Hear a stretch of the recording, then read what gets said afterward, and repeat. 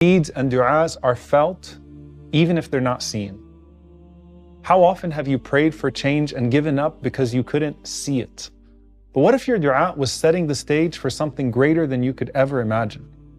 What if it's your du'a for Gaza that's planting the feet of the people firmer or moving up their victory by a few years? What if your du'a for a loved one is transforming their life here and there?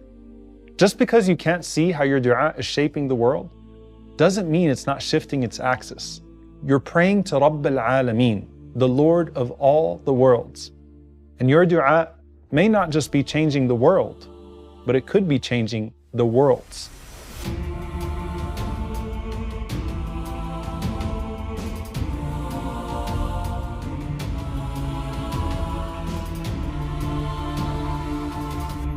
Someone may have changed your world, but they left it before they could see it here.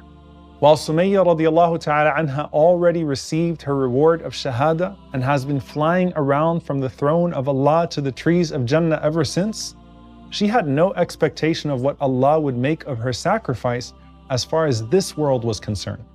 But what if when Ikramah ibn Abi Jahl, the shaheed, who was the son of her tormentor, flew to her at death and said, "You changed the world with your perseverance. Mecca became Muslim after you. And so much more happened on the backs of you and your family's sacrifice." The people of Gaza who left this world have put into motion the final freedom of Al-Aqsa bi'idhnillahi ta'ala.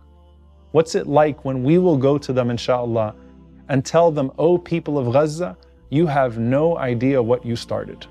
This is the whole concept of a sadaqah jariyah in Islam, a continuous charity where the Prophet ﷺ said that the good deeds that continue to benefit a believer after death are the things that he put into motion, a knowledge that he taught and disseminated, a righteous child who lived after him, a mushaf that he left as inheritance, a masjid that he built, a house that he built for the wayfarers, or maybe a stream that he ran, or a charity that he gave from his wealth while he was still healthy and alive.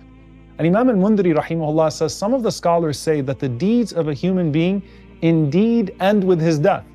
However, since he had caused these things, the rewards continue to reach him as long as they continue to exist. Why? Because Allah says in His mercy that He will not neglect an atom's weight of deeds. And since these are still the effect of his deeds, Allah records these contributions for a person even after his death. And how many of those deeds that benefit people cause them to make du'a for those who made it possible for them, even if they don't know their names?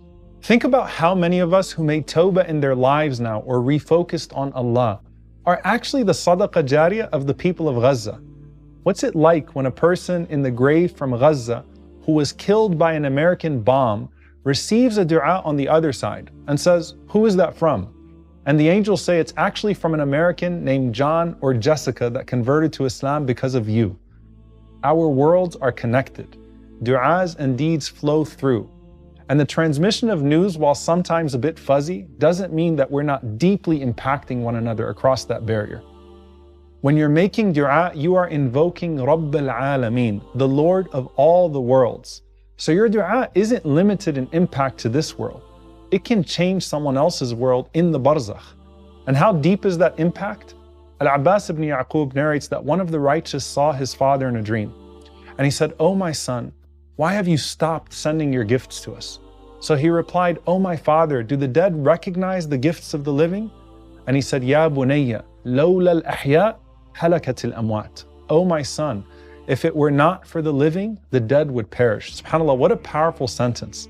Sufyan ibn Uyayna rahimahullah said, it used to be said, "Al-amwat ahwaju ila du'a min al-ahya ila ta'am," that the dead are in more need of du'a than the living are of food.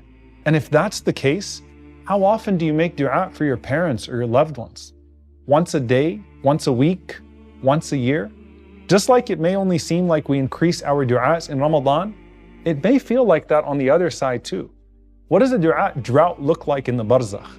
And how much impact does your du'a really have for someone in that world? There's a narration that states that the du'a is the weapon of the believer.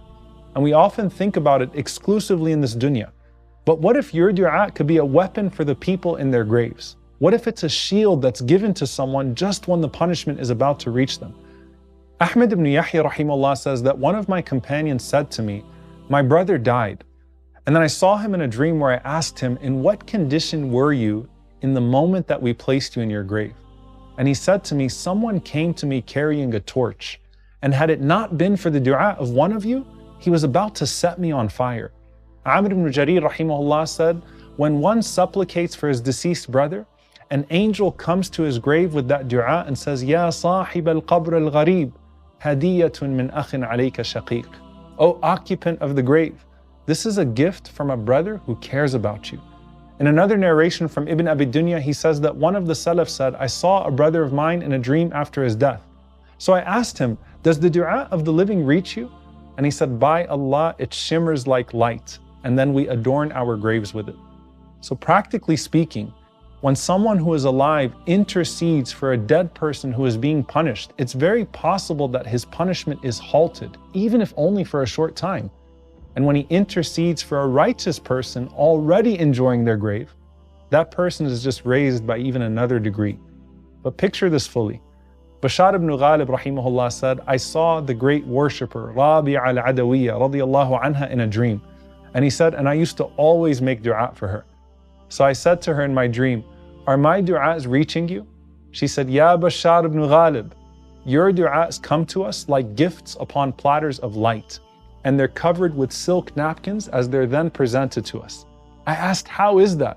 She said, 'This is how the du'a of the living believers for the deceased works.